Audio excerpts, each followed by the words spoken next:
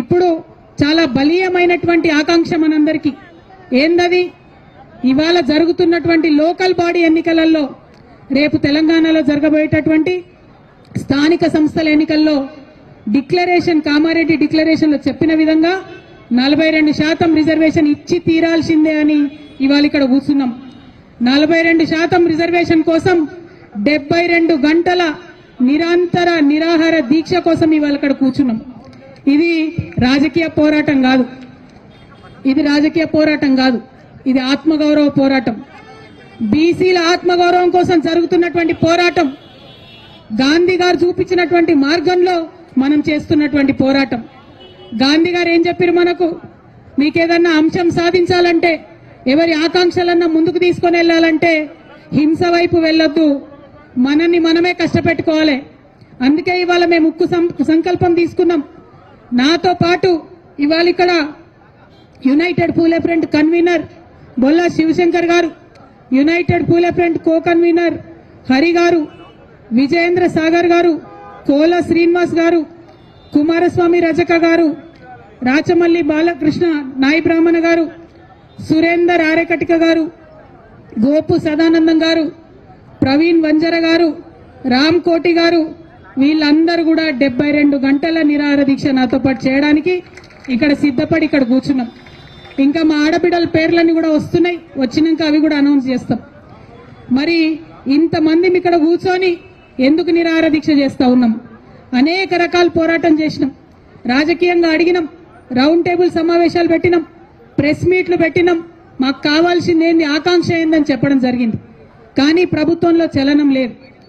ఇవాళ bill pass అయి BJP మీద నూకేసి చేతులు దులుపుకుందామని కాంగ్రెస్ పార్టీ చూస్తుంది. మాకు సంబంధం లేదు, ఇది రాష్ట్రానికి సంబంధించిన బిల్లని చేతులు దులుపుకుందామని బీజేపీ చూస్తుంది.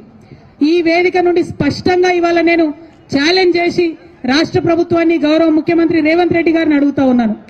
నిజంగా మీరు బీసీల పక్షపాత అయితే, నిజంగా 42% మీరు పెట్టిన బీసీల బిల్లు చిత్తశుద్ధితో పెట్టిందైతే, ఏదైతే బీజేపీ చెప్తుందో ముస్లింలకు ఉందేమో అనే అనుమానంతో మేము ఆపుతున్నామని చెప్తున్నారు. ఇవాళ కాంగ్రెస్ పార్టీ మీరు స్పష్టత ఇవ్వండి. మీరు ఇవాళ ప్రెస్ మీట్ పెట్టండి. ఇక్కడ పెడతారా, ఢిల్లీలో పెడతారా, రాహుల్ గాంధీ గారిని పెట్టుకొని పెడతారా, సోనియా గాంధీ గారిని పెట్టుకొని పెడతారా, మాకు సంబంధం లేదు. ప్రెస్ మీట్ పెట్టి ఓపెన్ గా డిక్లేర్ చేయండి. ముస్లింలకు 10% రిజర్వేషన్ మేము సపరేట్ బిల్లు పెడతాం అసెంబ్లీలో అని చెప్పి డిక్లరేషన్ చేయండి. ఒక క్లారిటీ ఇవ్వండి. దాంతో ఏమైతుంది? ఇప్పుడున్న 42%లో ముస్లిం మైనారిటీల రిజర్వేషన్ దీంట్లో ఇంక్లూడెడ్ కాదు, ముస్లింస్ కి సపరేట్ గా 10% రిజర్వేషన్ పెట్టాలని చెప్పి మేము డిమాండ్ చేస్తా ఉన్నాం. ఇక అప్పుడు బీజేపీ మీద ఉంటది బాధ్యత. ఈ 42%లో ముస్లింస్ లేరన్న విషయాన్ని కాంగ్రెస్ పార్టీ క్లారిటీ ఇవ్వాలి. ఒకవేళ ముస్లిం సోదరులకు ఉంటే ఆ విషయం కూడా క్లారిటీ ఇవ్వాలి. కానీ మీరు ఏ విషయం చెప్పకుండా మేము బిల్లు పాస్ చేసినాం, బీజేపీ వాళ్ళు సంతకాలు పెడతలేరని మోసం చేయొద్దని చెప్పి మాత్రం కాంగ్రెస్ పార్టీని మేము డిమాండ్ చేస్తా ఉన్నాం. మేము ఇక్కడ 72 గంటలు కూర్చుంటాం. ఈ 72 గంటల్లో మీరు ఢిల్లీలో రేపటి నుంచి మీ అగ్రనాయకుల్ని కలుస్తా ఉన్నారు. ముఖ్యమంత్రి గారు నేను డిమాండ్ చేస్తా ఉన్నా, వాళ్ళ పర్మిషన్ తీసుకోండి. ఎందుకంటే ఢిల్లీలో పర్మిషన్ ఇవ్వండి, గల్లీలో వీళ్ళు కుర్చీలో కూడా కూర్చునే పరిస్థితి లేదు. కాబట్టి ఢిల్లీలో మీ అగ్రనాయకుల పర్మిషన్ తీసుకోండి. ఈ 42% బీసీలకు సపరేట్ గా పెట్టండి, 10% ముస్లింల కోసం సపరేట్ గా పెట్టండి. ఆ క్లారిటీ ఇవ్వండి, ఆ స్పష్టత ఇవ్వండి. ఆ తర్వాత బీజేపీ గనక సంతకం పెట్టకపోతే, గవర్నర్ గారు గనక సంతకం పెట్టకపోతే మేము ఈ దీక్ష ఇక్కడ కాదు, ఢిల్లీకి పోయి జంతర్ మంతర్ మీద అక్కడే చేస్తామని కూడా ఈ సందర్భంగా మీకు తెలియజేస్తా ఉన్నా. ఈ స్పష్టత ఇవ్వకుండా, ఈ క్లారిటీ ఇవ్వకుండా నువ్వెంత అంటే నువ్వెంత, తూకిత్తా అంటే తూకిత్తా అని కాంగ్రెస్ బీజేపీ కూడా ఇద్దరు కలిసి మోసం చేసే ప్రయత్నం చేస్తున్నాయి. బీసీ బిడ్డలను మభ్యపెట్టే ప్రయత్నం చేస్తున్నాయి. ఈ ప్రయత్నాన్ని మాత్రం మేము ఎట్టి పరిస్థితుల్లో సఫలం చేయనిచ్చేది లేదు.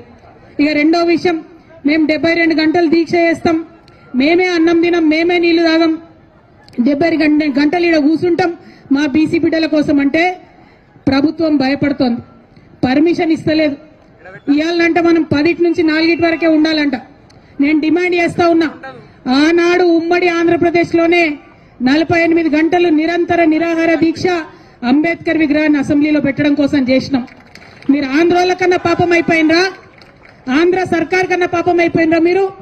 ఆనాడు ఉమ్మడి ఆంధ్రప్రదేశ్లో సమైక్యాంధ్ర పాలకులు కూడా పర్మిషన్ ఇచ్చిండ్రు.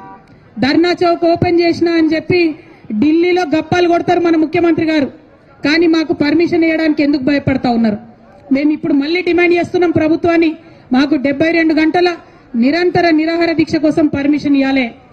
हम दिन में भी यहीं पे बैठेंगे, रात में भी यहीं पे बैठेंगे, लेकिन जिद नहीं छोड़ेंगे, पानी नहीं पिएंगे, खाना नहीं खाएंगे जब तक बीसी का बिल नहीं लाएंगे. మరి అందుకోసమే ప్రభుత్వాన్ని అడుగుతా ఉన్నాం, మీరు మంచి మాట కమాన ఇవ్వండి, లేకపోతే ఆల్టర్నేట్గా ఇలా 12కి మేము కోర్టుకు కూడా పోతున్నాం. న్యాయస్థానం అన్నా మా న్యాయమైనటువంటి ఆకాంక్షకు మద్దతుగా నిలబడుతుందని చెప్పి మనస్ఫూర్తిగా మేము నమ్ముతా ఉన్నాం. అంత దూరం తెచ్చుకోకండి, కోర్టు చేత మొట్టికాయలు తినకండి, ఇమీడియట్ గా పర్మిషన్ ఇవ్వండి అని ప్రభుత్వాన్ని డిమాండ్ చేస్తా ఉన్నా. ఇక ఇంకొక విషయం, ఇక్కడ ఉన్నటువంటి మీడియా మిత్రులకు, ప్రధాన పత్రికా మిత్రులకు, శాటిలైట్ ఛానళ్ల వారికి, అట్లానే డిజిటల్ మీడియాకి, అందరికన్నా ఎక్కువ సిటిజన్ మీడియాకి, మీ అందరికీ కూడా నేను చేతులెత్తి నమస్కరించి ఒక మాట చెప్తా ఉన్నా. మన ప్రజాస్వామ్యంలో 4 స్తంభాలు ఉంటే మీడియా అన్నిటికన్నా పవర్ఫుల్ స్తంభం. ఎందుకంటే మిగతా 3 స్తంభాలను కూడా ప్రశ్నించగలిగేటటువంటి అధికారం కేవలం మీడియాకు మాత్రమే ఉంటుంది.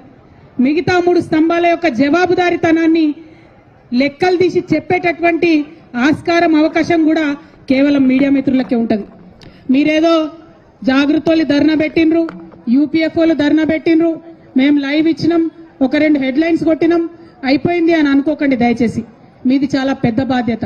మీరు చరిత్రను రికార్డు చేస్తున్నారు, చరిత్రను మీరు రికార్డు చేస్తున్నారు. ఈ చరిత్రలో తప్పు లేకుండా రికార్డు చేయాలి. ఈ చరిత్ర న్యాయం పక్షాన ఉండి మీరు రికార్డు చేయాలి. ఈ చరిత్రను ప్రజల పక్షాన ఉండి మీరు రికార్డు చేయాలి.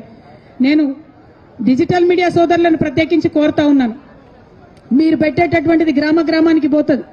దయచేసి న్యాయం పక్షాన నిలబడండి.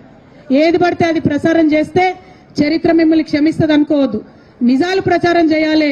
నిజమైనటువంటి బిడ్డలు చేస్తున్నటువంటి ఈ 72 గంటల నిరాహార దీక్షకు మద్దతుగా మీరు ప్రసారం చేయాలని చెప్పి మీడియా మిత్రులందరినీ కూడా నేను కోరుతా ఉన్నాను. మరి ఎక్కడెక్కడి నుంచో తరలి వచ్చినటువంటి మా నాయకులను, బీసీ నాయకులను అందరినీ కూడా మనస్ఫూర్తిగా నేను ఒకే మాట అడుగుతా ఉన్నాను. ఇది మనందరం కూడా చైతన్యం కావాల్సినటువంటి టైం, మనందరం కూడా జాగృతం కావాల్సినటువంటి టైం. ఏమైతుందిలే, కవితక్క కూసుంటది నిరాహార దీక్షకు, నాకేంది, నేను టీవీలో చూస్తా, నేను ఫోన్లో చూస్తా, మా ఊర్లో బాయికాడు ఉంటా, నేను ఆడికెళ్ళే టీవీలో చూస్తా అంటే కాదు. ఒకవేళ మీ ఊర్లో బాయికాడ, పొలం కాడ మీకు పని ఉంటే ఆడికెళ్ళే మీరు సోషల్ మీడియాలో ఉద్యమం చేయాలి. ఒకవేళ మీరు ఎక్కడో ఊర్లో వంట చేసుకుంటుంటే ఆడికెళ్ళే మీరు సోషల్ మీడియాలో ఉద్యమాలు చేయాలి.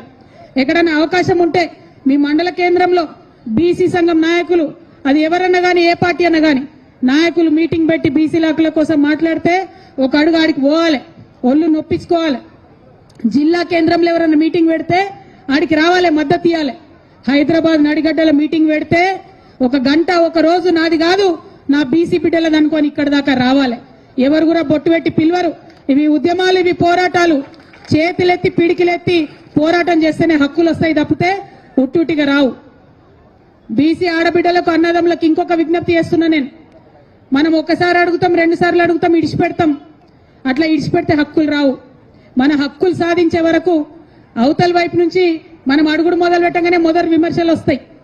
భయపడద్దు. 2వసారి ఎక్స్ప్లెయిన్ చేసుడు మొదలు పెడతారు.